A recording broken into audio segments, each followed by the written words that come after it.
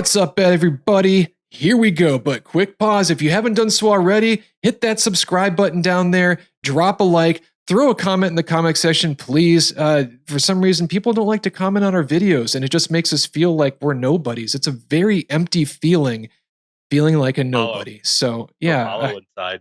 Yeah, it's just sad. Speaking of sad, how's everybody's life doing? What's up with you guys?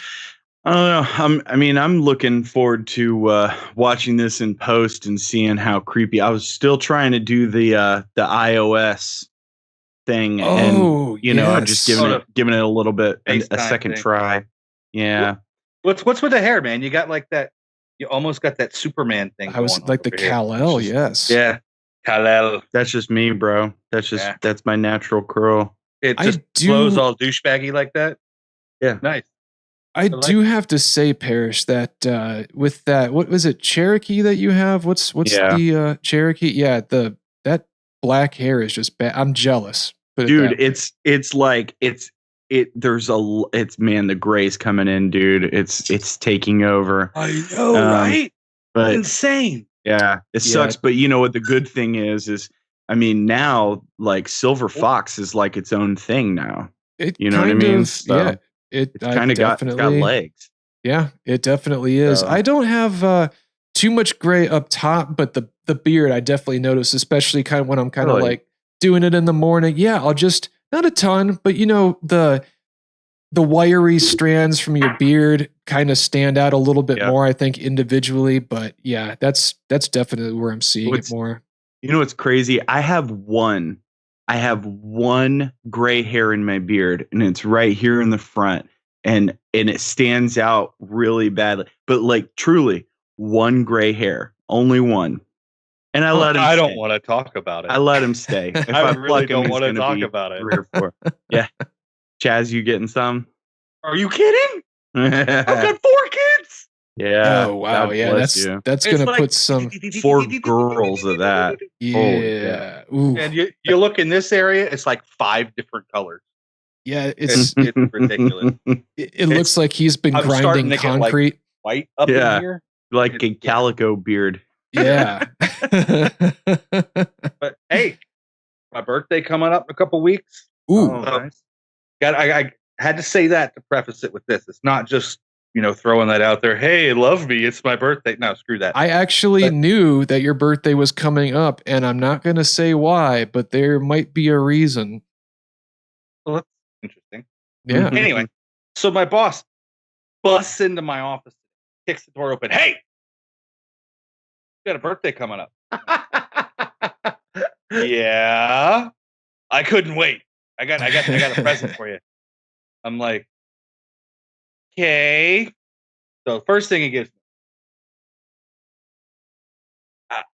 Good Lord. Okay. Yeah. A little bit of a land speeder. Yep. Gotta love that. That's just like the appetite. That's tease. Yep. Just the tip. He wants to ride on down to the Haji station, probably. And the second thing I got. Oh, look at that. What's this lovely cup here? Oh, very nice. Oh, man, yeah. Everybody is just so stoked about the whole Yingling coming to Texas thing that it's just full on celebration. Ready. Dude, it's blown up on the Facebook page. Is it? Yeah. But anyway. They're celebrating in the streets.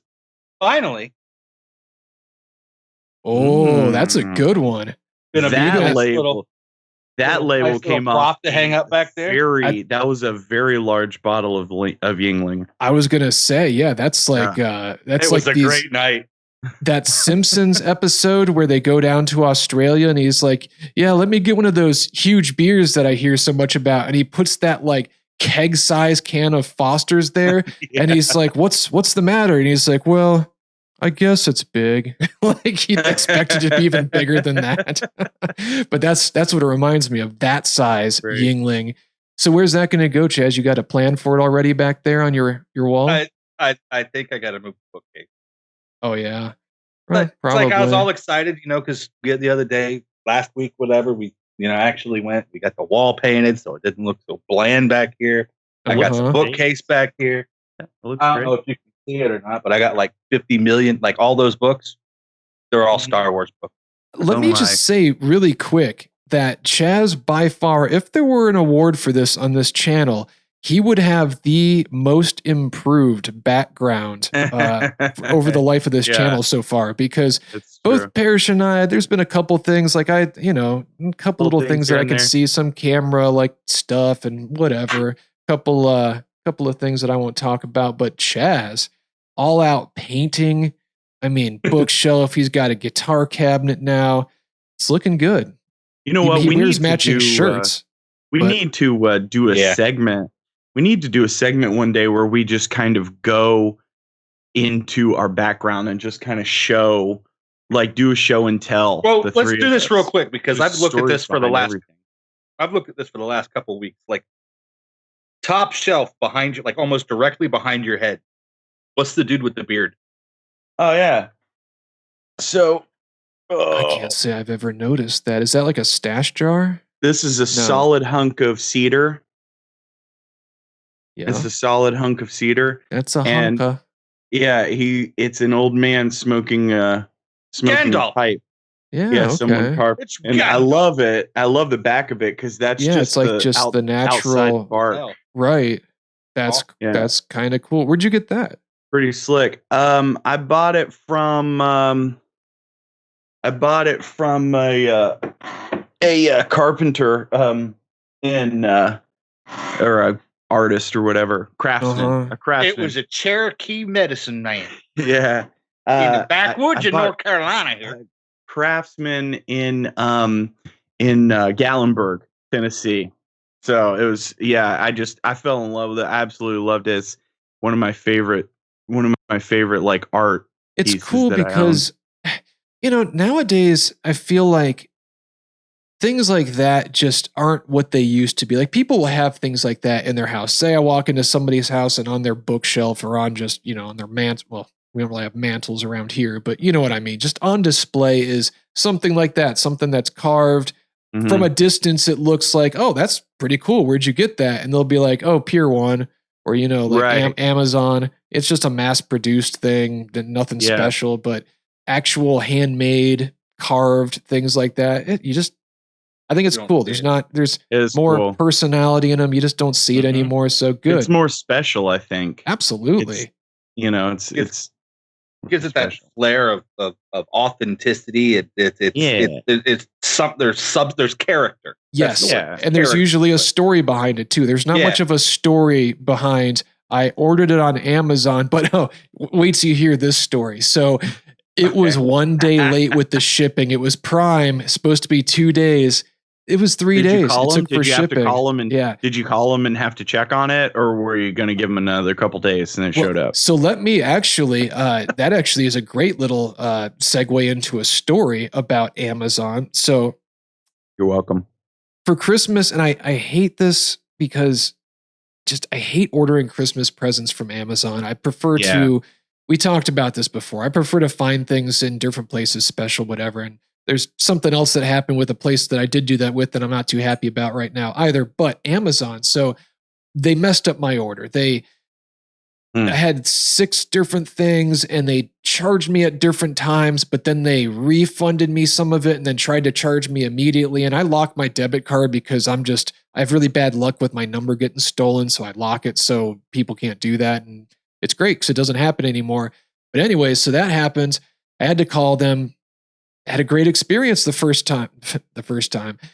They fixed everything. Everything was great. Looked online, settled. Next day, everything was right back to how it was before. They tried to refund and recharge and all this weird stuff. So my first review on Amazon ever about their customer service was raving about how I was so surprised. No, not at all. It just made me hate them even more. Yeah. Bad. So just putting that out there.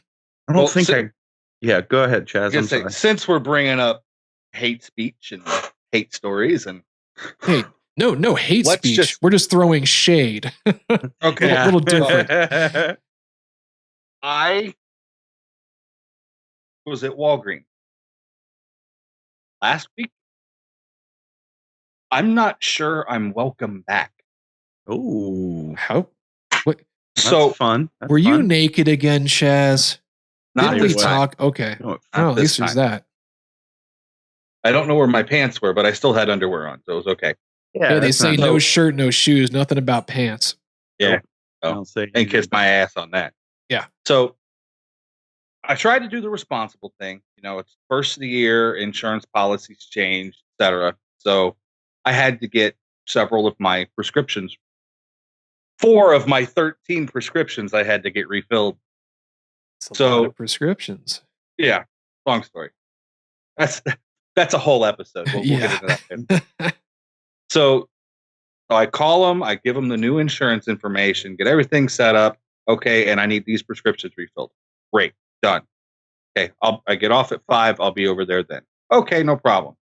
Get off work, go over there. Not ready. What do you mean it's not ready?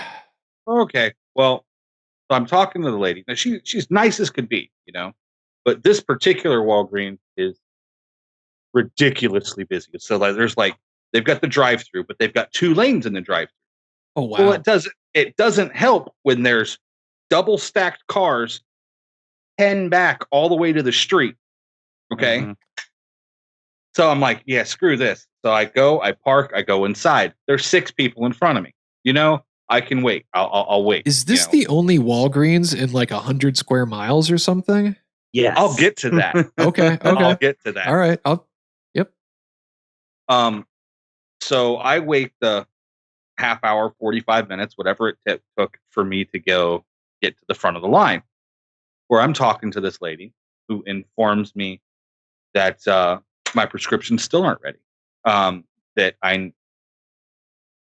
So how long was it after, how long had you waited since, you called and said at 5 after work, right? And they said that would be okay. They weren't ready. They weren't ready at 5 when I got off. Okay. Told me to give them 2 hours. So I left, went home, made dinner for everybody, went back out to get my med. Gotcha. Okay. I get there, the line's out, boom, I go inside, I'm talking to them. They're still not ready. Now keep in mind, I gave them longer than they told me. Right. Yeah, you gave them a little bit more of a buffer just in case. So now we're looking at roughly 12 hours that since I've called them in and they're not ready.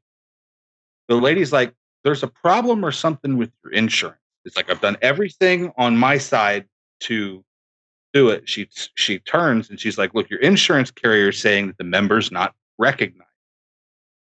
What?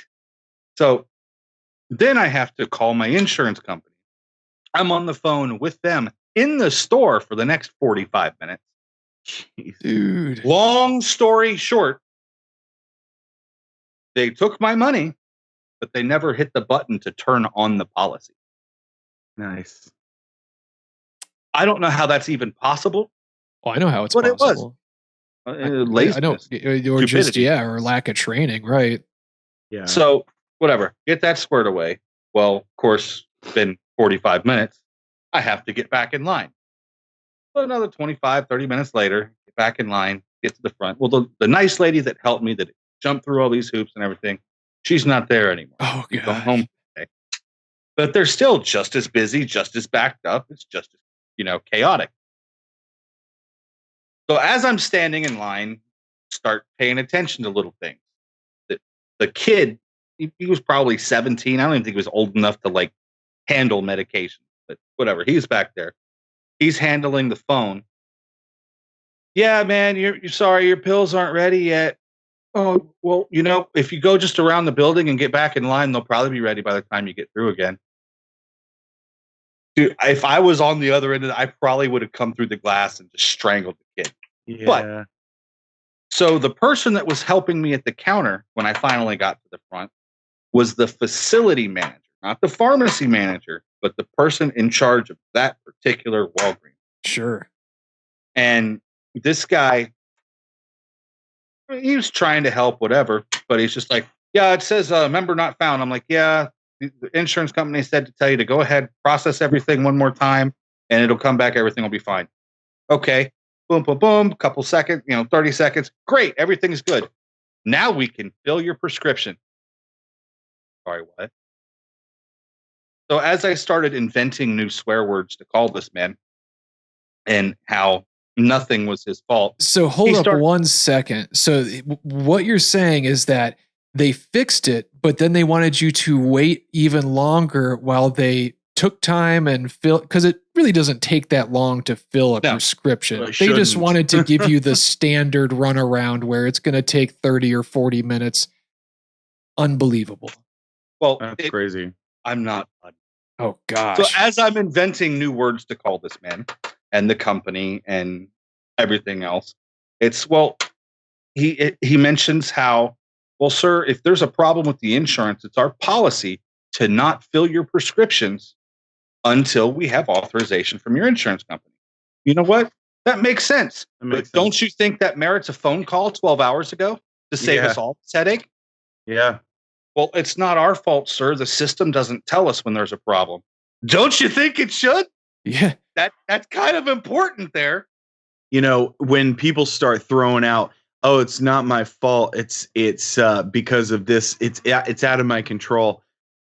I think you need to start shopping for a new pharmacy, bud. Yeah, absolutely. Well, especially when it's the facility manager or whatever you call it, the head honcho making excuses like that. Yeah. I've never really been one to cause a scene in a store. I'm shocked the police weren't called with the rage and the words I was uttering. Because I want you to keep in mind, I'm there and there's an elderly couple, probably 85, 90-year-old husband and wife, that have now been there for 3+ hours, standing there trying to get their prescriptions filled that they called in the day before that still weren't ready. Oh, there's another guy sitting over, to my left that's sitting in a chair. Yes, they have chairs at this Walgreens because people have to wait so long. Anyway, so there's this guy who's sitting there. He lives an hour south of us. Oh, they closed down the pharmacy in his area. This pharmacy is the closest pharmacy to his house. So he can't just turn around and go home. He's been there for 2 hours. There's another gentleman in another chair that's been there for off and on since 3:00 that afternoon. So off and on for 5 hours. So I'm going off for all of these people. And anyway, he asked me to step aside so that he could help the lady behind me. I apologized to that lady. I let her go through. Obviously, that pissed me off, but whatever. So as he comes around the corner, I stop him because he finished with her and he went to leave the pharmacy. I stop him and I ask him a question. So I understand your policy. It's not to, process the medication until you have, actual insurance authorization. Goes through, right? The insurance goes through and all that's fine. Yeah. Well, so why do I keep getting these emails telling me that my prescriptions are ready? Don't you think that that's maybe another problem? The system doesn't tell us when it sends push notifications, so we don't know. Oh, he takes my phone. He goes behind the counter. Of course, I hand him my phone and I show him this. And the group of people over here sitting in the chairs just loses it. They just start laughing. Anyway, I'm done with the long part. My prescriptions get ready. He's scanning everything. He calls me back up there. Scans one of them, and it's like $475. Dude. I'm like, what? That's crazy. Hold on just a second, sir. Click, click, click, click, click. Everything was zero, and then he paid me $10 to leave. So, okay, that's awesome. What does your insurance normally is that 400 something for that first one? Would you normally have to pay that? Is that with your insurance covering what it would have covered, and that was just your side of it? Yes and no. Okay. That was the pharmacist that was hiding around the corner that heard me going off at this man, trying to get me out of there as fast as possible is what that was. Sure. Yeah. Unfortunately, that last prescription he was trying to fill was one that wasn't a preferred vendor on my policy, I guess. Gotcha. So like if it's a name brand or whatever. Right. Yeah. Right. Run around. Yeah. Yeah. So instead of it being like $2 or whatever, it's $500 is what that was. But now, how many people do you know got all their stuff for free and then got paid to leave a place? Yeah, that's especially that's a big number to get for free. Yeah, no joke. And especially when it's like not the brand or preferred off-brand or whatever the heck it is that your insurance covers. That's pretty impressive. That's something that I got to say that I'll get frustrated and I might even get a little bit intense, especially it happened in a Bank of America a few years ago because they were trying to charge me an exorbitant percentage to cash a check that was for $10. Someone wrote me, like a friend or something wrote me a check when I picked something up for them and I was going to just deposit it. But then I was like, oh, you know what? Didn't have any cash on me. I was like, I'm going to stop and get like a burger or something like that. So I just thought, hey, I'll go get $10.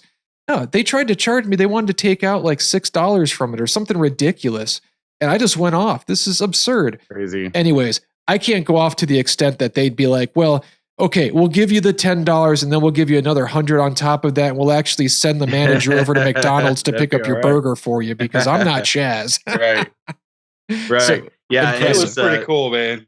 Hey, you definitely don't want to, you definitely don't want to go off in a bank the same way you could go off in a Right. Yeah, exactly. You get to wear masks and facial coverings and stuff in banks now, who cares? Speaking of that, that's the worst because not just banks, but any place like a convenience store, gas station, whatever, any place that has like the plexiglass / bulletproof covering thing between you and the teller and the mask, they can't hear what you're saying at all. Nope. You have to like kind of squeeze your face under the slot and like, mouth it, mouth it in. But oh man, Chaz, good times. Yeah. What, you were talking earlier about that WandaVision series, right? Yeah. I wanted to talk about that more because I watched the trailer and I don't even know if it's the right trailer. And in fact, I have it queued up so we could play it in a second maybe. Go ahead. I'll just tell you it's the right trailer. Okay. All right. Well, hold on one second. Let me just make sure that everything's set up so I got the right audio coming through here from the media player. But let's just see here. So we got this. We should be good. All right. Let me just test this here. Let's see. Yeah, sorry, I didn't mean to go off on a tangent like that, guys, but that's definitely one of those stories that's like, I cannot believe that just happened. You're good. I got paid to leave a place. So I'm playing the trailer. And I went back today, and I got my meds for free again. I don't know if they just recognized the name or what. That's awesome. So I'm playing the trailer right now. You guys can't see it because I'm not sharing the screen with you, but it's just kind of playing through. And it's all black and white. It's a 4:3 aspect ratio, which is strange. Is that what the show is, or is that just this is the trailer? So it's okay. So it kind of now there's some Technicolor stuff. Yeah. I don't know. I'm going to stop it here because I don't want to get hit with like a copyright thing or something for playing the whole thing through with the audio and everything. And I'm kind of glad that you are talking in the beginning, so it will help us out with that a little bit. But actually, what I'll do is I'll leave it just kind of at a nice spot here. There we go. That'll work. So people can see what we're talking about. So what is this show? Yeah. I don't know, dude. I've watched the first 2 episodes. I'm still clueless. I swear it's like a cross between I Love Lucy, Bewitched and Avengers. Seriously, like, huh? Didn't you say that it was set back in like the 50s? Is that why it's black and white? Yeah. It's supposed, I don't know if it's like taking place in her head or they haven't gone in to develop that so much yet, but because if you remember in with Avengers, Infinity War and Endgame, he's dead. Right. He was an Infinity Stone. Thanos ripped his skull in half. Right. Yeah, he's done. So I don't know if this is like an alternate reality. I don't know if this is just her in her head. I don't know. Yeah, and it's weird because Parrish, have you seen this trailer yet? No, I haven't seen it. I've just seen the like little clips of it when I turn on the Fire Stick or whatever, and like WandaVision, and then I see the Marvel thing below it, and I'm like, what? What's going on with this? And yeah, it looks very kind of like Mayberry-y, but with like the two characters from the Avengers. I don't know. Yeah. Sure. Well, what I'm going to do, I'm sharing my screen with you guys. Can you see that? Wait, hold on. It kind of... Okay. Yeah, it's here. There we go. There we go. Okay. Yeah. I don't know if you can see the audio. Yeah, it's like leave it to Beaver. And yeah. Yeah. That's very strange. And then like he'll do this little thing where he like shakes his nose like they do in Bewitched, and then his hair goes away and he looks like that again. Yeah, it gets into like this weird, it's like 80s now with some Technicolor type treatment, and yeah. Yeah, that stuff hasn't happened yet. Okay. Hey, it's Elsa. So really weird. Bizarre. Yeah, okay. Well, I'm going to take my screen back here. So, okay, Chaz. You're probably more of a nerd. No, I don't want to say nerd, but you know what I mean. Just you're more into the absolutely That's right. correct. You tell him what he's won. You've got me. What do you think? That was a good. I would never have guessed the whole thing about it being in like her head, or maybe in his head or soul that's existing in the Infinity Stone still. But that's a good idea though. Well, I mean, you got a couple concepts. Like one, who is Wanda? Wanda is the Scarlet Witch, who is one of the more powerful Avengers. She actually has superpowers, and a lot of people don't know it's Magneto's daughter. Correct. Mm-hmm. Correct. You know, but up until Disney bought Fox, they weren't allowed to mention the word mutants, so none of that was actually mentioned. That's her brother in the second Avenger, Age of Ultron. Those were Magneto's kids that they had in a Russian compound or whatever it was. Yeah, because it was Scarlet Witch and Quicksilver. What was the guy's name? I honestly don't remember who it was. Yeah, he was super fast. I just remember that was like his power. He's really fast. It may have been Quicksilver. Maybe it wasn't. Quicksilver was. That's just what came to mind. It doesn't matter. But it was. But anyway, it could be from her head. You know, I mean, it could be her just imagining this and trying to hold on to her concept of who Vision was. It would definitely explain some of the weirdness of it, because when you first started telling me, at that point, I had heard about the show, but that was it. Nothing else. It was literally just something that in passing or something. But then you said that it was like black and white and kind of set in the 50s. And I was like, what? How does that even make sense? Because she didn't even meet him until way after that point. So that, I don't know. I watched the first episode. I'm literally just kind of staring at it like, huh? Yeah. Vision's he's an accountant. Yeah. Is this a joke? Really? Or really? Maybe that's what it is. Maybe she's envisioning what their life together could have been, and then slowly she comes back to like reality, something along those lines. But so what happened with, refresh my memory, what happened with the Scarlet Witch at the end of, what was the second Avengers? There was Endgame? And it was an Endgame. That's what I wanted to say, but I couldn't remember. What happened to the Scarlet Witch at the end of that? Do you remember? He was at Tony's funeral. And that was it, right? She's at the lakeside with Hawkeye because there are three people that couldn't be saved. And that was Tony Stark, Black Widow, and Vision. Right. That's because two of them were to become stones, and Tony was to fix everything. Right. Those are all fixed points, and they can't come back. So there was nothing in that reality.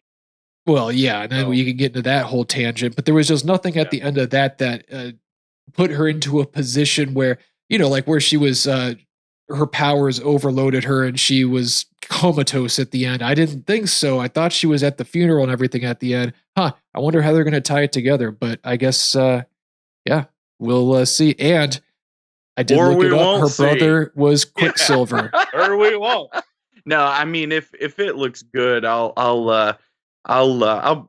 tune into the first episode. I don't know. I got at the end by the end of the Endgame movie, I was like, I was over it. I was over superhero movies before when the Avengers started, like first Avengers movie, I was on the downslope. Oh, So I like bet. by the end of your Endgame, opinion and just stuff it. well, but I want to have something to say on this, so I'll say Okay, I'll that shut up. that's by the end of Endgame, I was kind of like done with superhero movies. You've always overall, been a like, decent guy. yeah, well, and that too, but it's also like, I don't know, man. Like, I'm ready for him to do something different. So maybe this will be cool. Like, I'll come back. I'm cool with a superhero movie. Like, the superhero movies that I appreciate the most are stuff like, Watchmen. And I liked Watchmen. I liked the HBO Guardians of the Watchmen Galaxy. series. Yep. I didn't watch that. But you'd probably like it. But it was good. Yeah, I like I like when they put a kind of different spin on it. Like a darker kind of spin that's more like close to reality, kind of like the Deadpool stuff as well. Like, it's interesting. I mean, obviously, that's like the character that Ryan Reynolds, I think, was born and cultivated, maybe even by this some laboratory to play eventually, because he just kills it. Have you guys seen the commercial with him and Hugh Jackman? For their companies? Yeah. Ryan Reynolds has Aviator Gin, and Hugh Jackman has good Laughing Man coffee. Yeah, they sit and they're roasting each other. Yeah, and then I don't forget what Ryan Reynolds says, and Hugh Jackman's just like, "Oh yeah, well that's not what your mom said." And then he calls his mom, and his mom's there. Oh yeah, I love you. There's a whole series, like they did a few different videos. Yeah, apparently awesome. They're like BFFs, but like they did a few videos that are just absolutely hilarious. My favorite one was they made commercials for each other's businesses, and the commercials are it's hilarious. Yeah, it's really great. Dude, that's I swear, that's Hugh Jackman has got to be one of the most underrated actors in Hollywood. You think? And I don't say that just because of like the Wolverine and what he did with that. I mean, but take that and look at his other stuff. Wolverine was The Prestige. Yeah. Look at what else? The Greatest Showman. No, dude, like Wolverine and the X-Men movies and stuff. Like, that was his, like, he was slumming it. Yeah, that's like that guy not even close to who he is. Yeah, the Les Miserables is one of the most like incredible. I mean, Anne Hathaway owned that movie, but Hugh Jackman was freaking incredible in that. I mean, the whole cast was. But what like, I was really hoping for actor with Hugh Jackman, excuse me, was well, I'm glad that it didn't turn out just by how the movie turned out. But the Dark Tower movie, I was really hoping that they were going to use him for Roland Deschain, just because he could have pulled it off. That I just thought that would have been great. He's got that the drawl. He can do that despite his natural accent, and just the tough, gritty, older, been through it character. Kind of like what was just Wolverine, whatever the one where he dies at the end, that Wolverine movie. Logan. Yes. That type of thing could have killed it, disappointing. But he does some little like small, not cameo, but just very small roles too that are really funny. And there's one that I'm trying to remember where he was like a stage actor just for this one scene. And then like he got into the Wolverine character, but he just wasn't, obviously, because he's just a stage actor. But he's he's not above laughing at himself. I think that's cool. Yeah, I dig that. So one of the other actors that I literally will watch anything that I see him in, Edward Norton. Dude, that guy, he's an amazing actor. You know, he doesn't do a whole lot, but not anymore. You know, the stuff that he does, it's all indie. That's what I was about to say. I haven't really seen him in too much recently. But, so is he your guy? Like if you see Ed Norton's name on a movie, on a poster, is that your guy? There's like a couple that's the guys guy you're going to go see whatever he's in because he's in it. The Illusionist, right? You know that movie, right? Yeah, of course. Okay. I had no idea what it was. I went to the movie theaters to watch it, but I thought I was going to see The Prestige. Legit. My wife and I get there, we sit down, we're watching it. Like, hey, that's Edward Norton. They came out around the same time. Yeah, and then the credits start coming through, and it's just like, hey, I didn't see Christian Bale's name. I didn't see Hugh Jackman. Isn't that weird? What is this?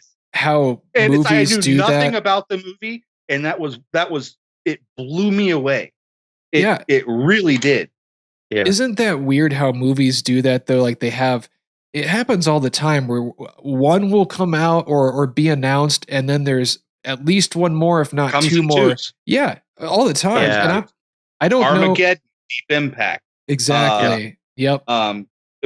They always do it. What was it 2012? The Day After Tomorrow in 2012. Some of those one of those end of the world movies. Mm-hmm. Yeah. Transformers and Transmorphers. No, I'm just kidding. That's sci-fi, always ripping everything off. But you know what I mean. And I don't know why that happens. And considering that I have done, I've been involved in, some indie movies or whatever, but I don't know. That's something I think that we could talk about because it's got to be that production companies are, they hear about it. You know it. Well, they all know each other. So they're talking about ideas, and then this idea gets back to this company, and they're like, yeah, they're on it? Well, we got to find something just like it. And next thing you know, they're competing on who's going to get it out first and which one's going to be better. And what I've wondered is, does it have something to do with maybe like resource sharing? Like we're going to be renting this studio lot, right?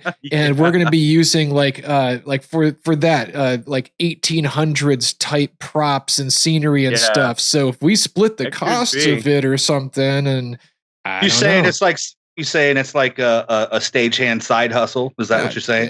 It could very well be it could very well be that just a complete side hustle. And I don't think there's anything wrong with doing that. I think that's a great thing personally, having a side hustle. That's everybody should have a side hustle. I think Parrish, 50 years ago. You got a couple of them though. You're always talking about. I think I kind of adopted the side hustle concept from my wife. I think I married into it, and I've just kind of grabbed hold of it, or become acclimated to it, or I've embraced it. Let's say that. Yeah, there you go. She was born into it. Yeah, exactly. Merely adopted it. Exactly. Being from West Virginia, that my wife's from West Virginia. And so I like everybody always had a side hustle. Like her grandparents would talk about her parents. Like everybody had a side hustle. It was called a job, or it was just called work.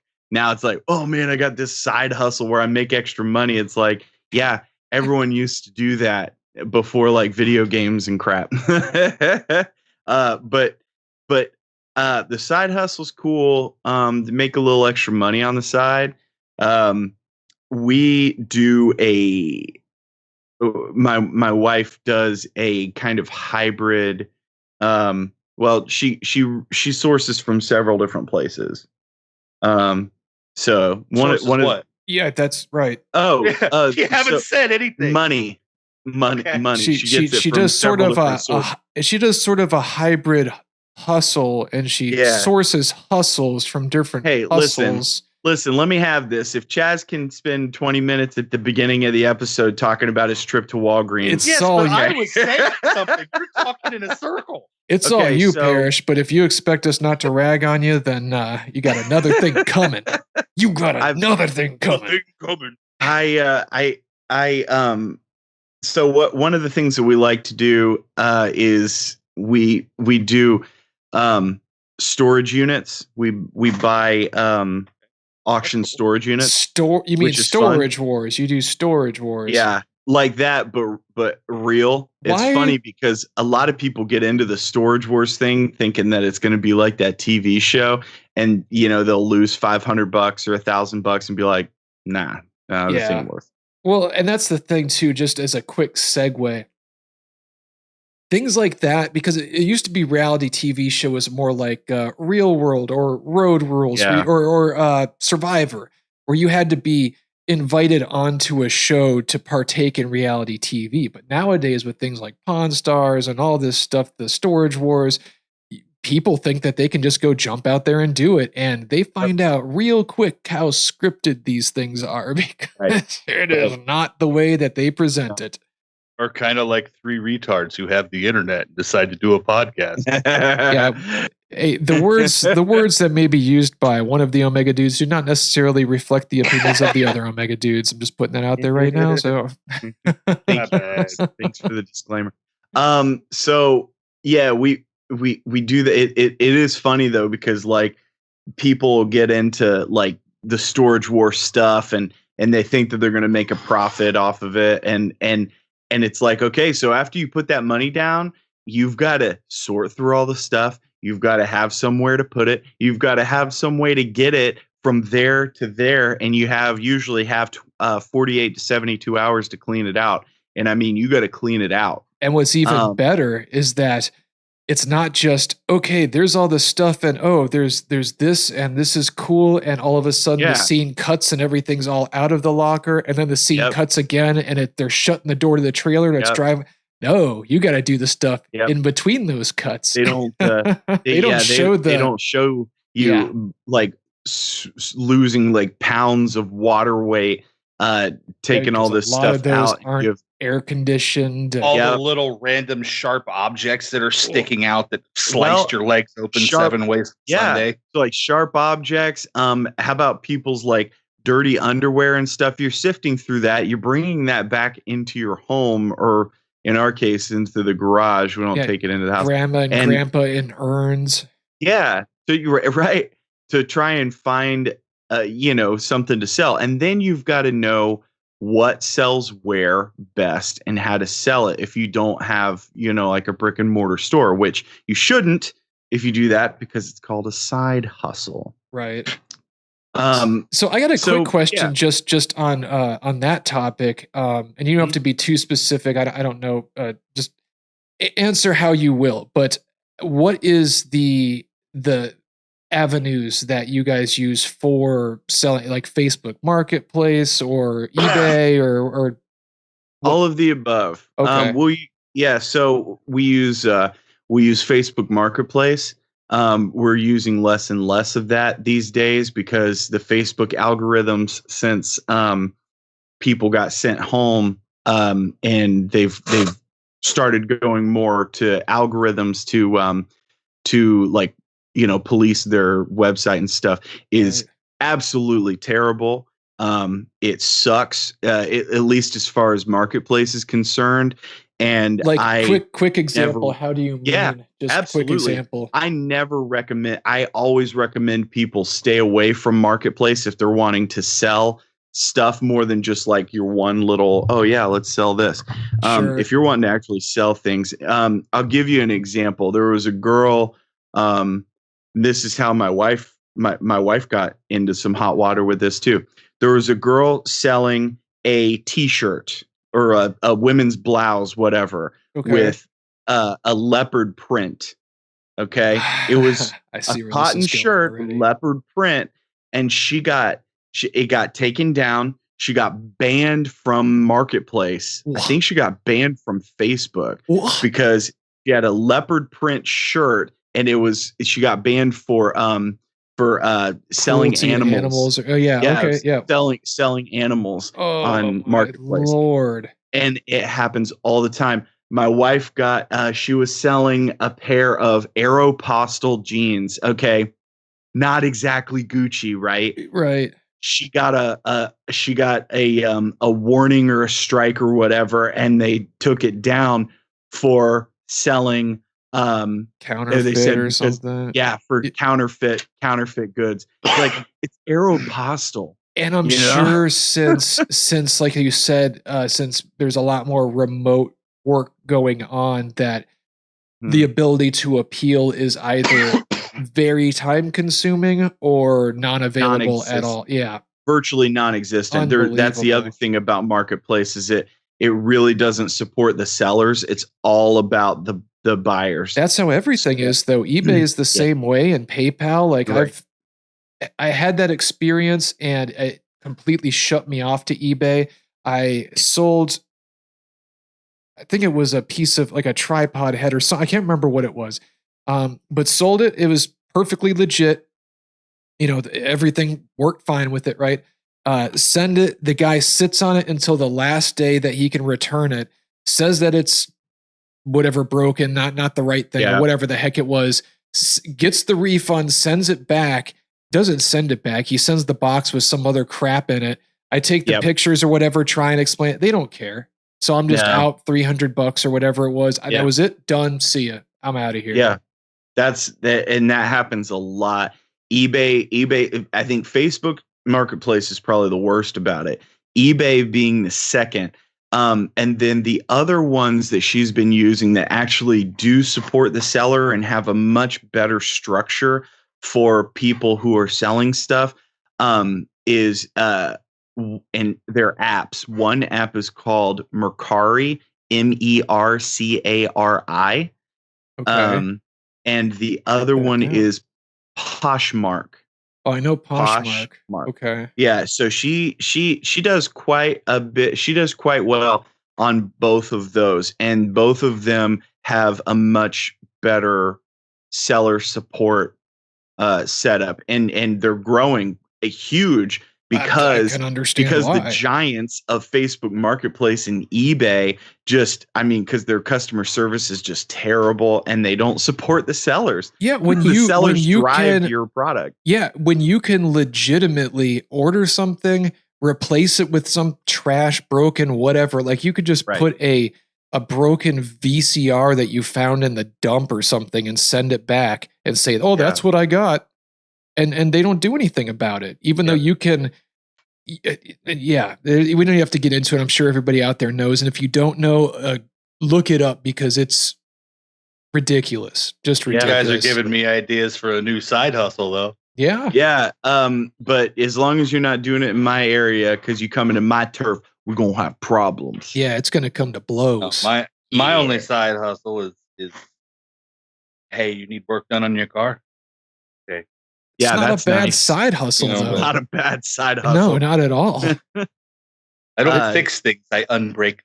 Yeah. Shade tree mechanic, man. I wish I could do that. That's awesome. No kidding. Unless I'm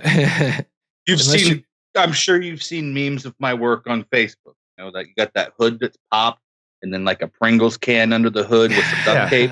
That was me. Nice.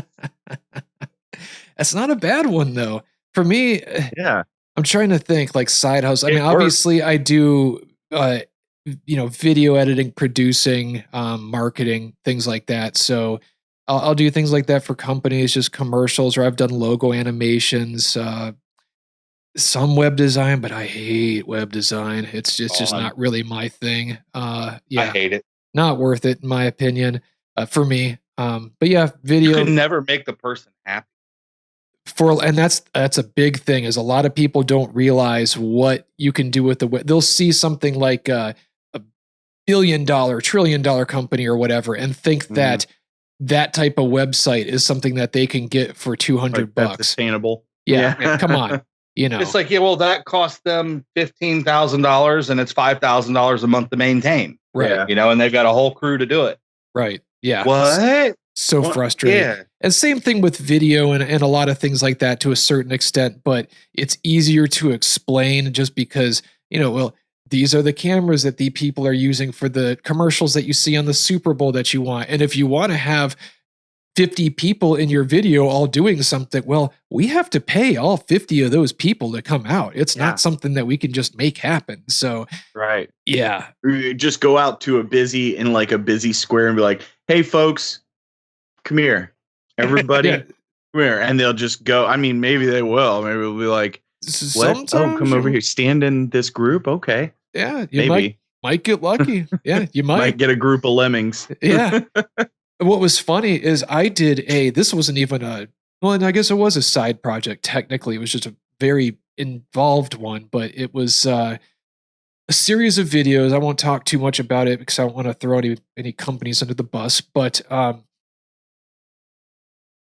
did them, sent them, and was accused of using exclusively stock footage for everything. And for everybody that doesn't know what stock footage is, that's when you go to like iStock Video or Video Blocks, and they have video that people have recorded and uploaded online, and you can download them. And it's usually just basic stuff that you want to use for promotions, like man sitting on couch looking at iPad, or man flipping through TV, or someone walking down the beach, things like that. Because I had drone footage, and they thought it was all stock footage, and I showed them the entire library of all the stuff that I shot, and showed them the drone that I had. Couldn't convince them otherwise, and they tried to refuse to pay me, and so it can be fun sometimes. Pros and cons to it, I guess, when you're in that field. Man, but remember the good old days when we'd have like a show back when we would play out, and then like somebody wouldn't pay us, and we'd just go, "Hey Ricky, this man doesn't want to pay us," and he'd just show up and take him out back, or threaten to take him out back, and then we got our money. Yeah, or except for the times when the guy would just lay the gun on the table, and that's when you're just like, all right, yeah, I guess we're out of getting paid for this show that we did. Great, awesome, thanks, bud. Yeah. Yeah, we usually made off with some cables and a mic or something. Well, and a lot more often, people made off with our cables and mics and right and amps. Oh gosh, yeah. So I don't know. But let's speaking of, this isn't really to do with the side hustles, but it's something else that we had kind of talked about before, and I wanted to kind of revisit, but life hacks. Yes. Well, Chris, you're talking about, that's the thing where you put you can put a pin on the end of this eraser and stick it in the wall, and then you can hang your paper clips from it. And right. Or like it makes life amazing. If you have a lug nut on your car, wheel, and it's kind of stuck, most people don't know this, but you can actually take a potato, cut it in half, shove the potato onto the lug nut, and then people don't realize you have a lug nut that's broken because you have a potato on your lug nut as you're driving. So. I was about to say you had a potato trying to take off a tire. Oh my god! You know what I mean? And then you pull it off. Conversation I used to have with people is like, well, we can do this two ways. Like, I can get it off, but that rim's probably screwed. Yeah, that happens. That happens. But especially if it's a lock one and it's stripped or something. Oh yeah, terrible. Oh, I bought a car with locking lug nuts and no like key for it. So yeah, I had to take that to the mechanic. Ooh. And what about okay, so Chaz, you would know more about this than I do, but for the locking lug nuts, the ones that I've always seen, it's usually just like a driver that you put over it, and it's just like a special shape. Is that how they all are, or are some of them actually like a lock mechanism? There's two different styles. There's the type you just explained, and they have the spline drive one, which is basically a separate socket that has splines that go on a lug nut. Gotcha. So no like actual key with pins and stuff like a door lock or something, or a padlock. Okay, I was just wondering because and it's the worst invention ever. If you have them on your car, take them off and throw them away, because what's going to happen is you're going to have a flat tire someday, and then forget that you have a wheel lock, and then not know where you put it, and not be able to get your tire off. Well, see, and that's take it off now, do the responsible thing, and put it in the trash. And that's the thing with them, though. If you're going to have that, I don't really care either way, I guess. But you just got to know where to put it. And personally, I think the best place to put it is if you have the spot in the back where you fold up the thing and you either have the spare tire or you have like whatever tools, because there could be a nice little bag, and you can even get a magnet that you can slap it to or something so it just sticks there. But at least that way it's there instead of putting it like in the glove compartment or under the seat or in your purse that you left at your house because you changed purses 3 years ago or something like that. But anyways, back to the life hacks thing. Yeah. We were talking about maybe discussing that, and I just literally just remembered that for some reason when we were talking about the side hustles. What you guys got? You guys got? I'm still got thinking about the potato on the lug nut thing. I'm just like, that visual is that's phenomenal. Well, I got one. Since we're talking about cars and stuff while we're at it, let's say you got a power steering leak in your vehicle. More often than not, that's a pretty expensive repair. Because it's going to be a rack and pinion, a power steering pump, or a hose. Yep. None of which are cheap. Get a cap full of brake fluid and pour it in. Just a cap full, not too much. Cap full. Okay. It'll expand all the seals and stop the leak. Just say. Huh. Now that's a Band-Aid. That's not. I was going to say that's just a quick fix, Band-Aid. right? Yeah. Right. Okay. So explain that then. So go through that process. So where do you pour it in and everything? Just so people that might not be, mechanically inclined. Get a power steering reservoir, the one with the big steering wheel on it. You take the cap off. You get a thing of .3 or .4 brake fluid. The little cap that's on the bottle, you unscrew.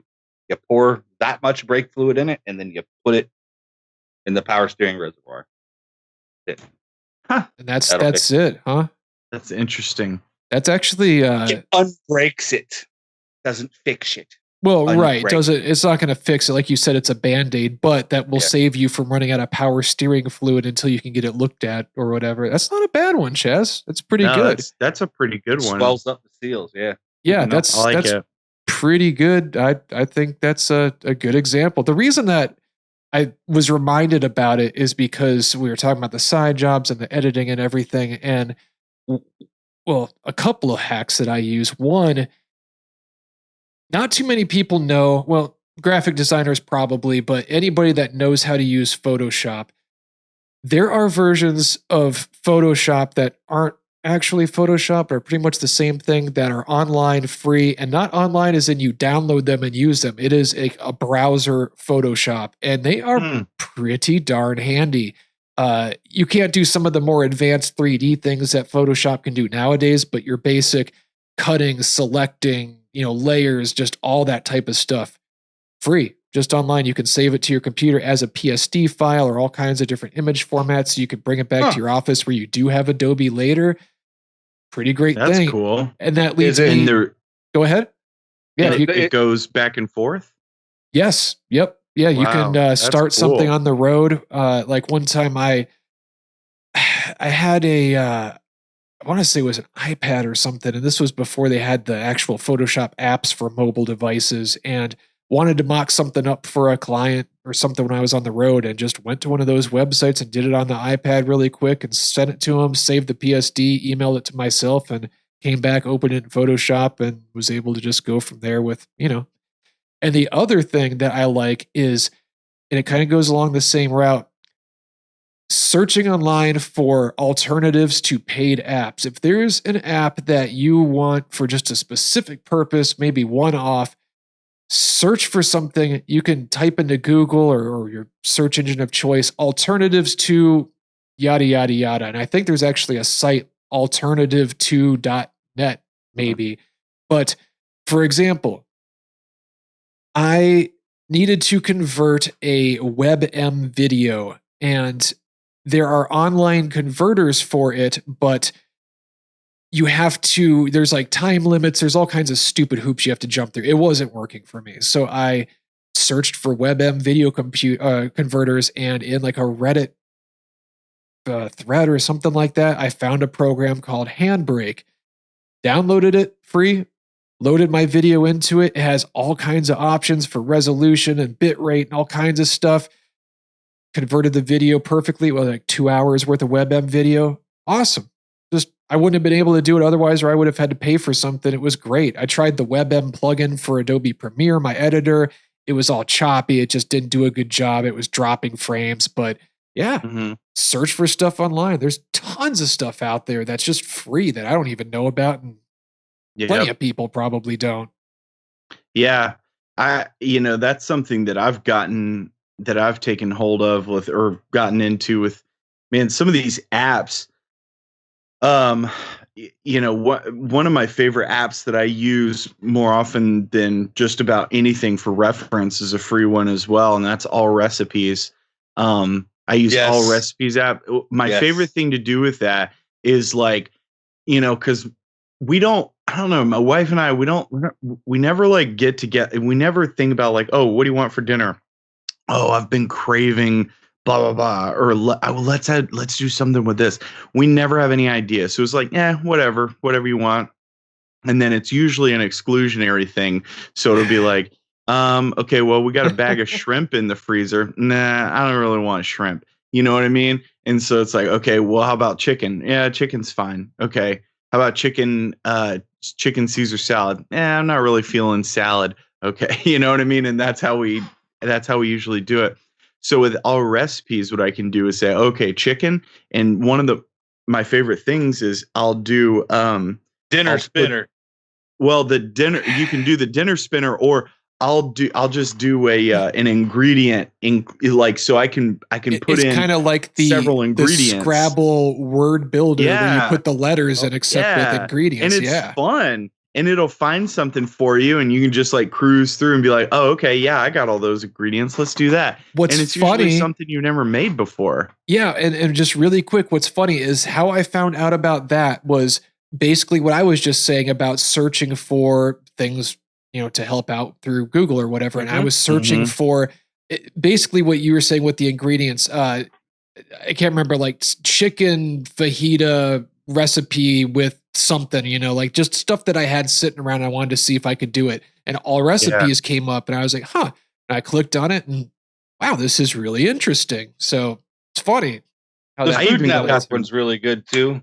And I've got All Recipe, Food Network, Tasty. There's another one too. I don't even know Tasty.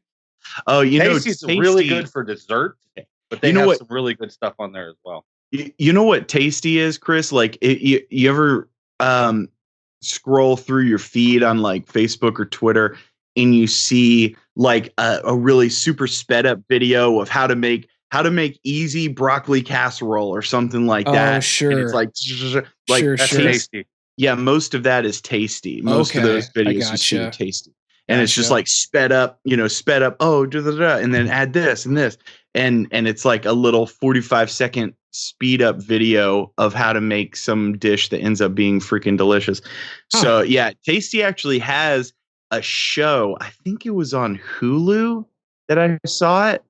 And it's a Tasty show, and it's just like little 30-minute shows of like there was one like how to cook with cast iron, and another one was like how to cook steak, like red meat. It was really neat. That is really neat, because some of those things, life hacks, but well, in a way, it's weird because it kind of does. It's like little tricks that are being rediscovered that used to kind of be common knowledge. The cast iron, for example. Yep. That's something a lot of people don't know. It's a different thing than cooking with just normal skillets, and it's totally different. I cook damn near everything with my cast iron. So do I these days. And I learned a lot from just that little Tasty cast iron video. Now everybody's gonna, hey guys, you're welcome. Feel free to sponsor us, Tasty. I'm gonna have to look that up later because I haven't seen it. It's very interesting, and I got it because I watch a lot of Gordon Ramsay videos. He's always talking about cast iron. So I bought one. Yeah, I've got a ton of cast iron, man. My dad actually just got, and I'm probably gonna just slaughter the name. It's basically like a French Dutch oven. It's called like a cocotte, I think is how they call it, a cocotte.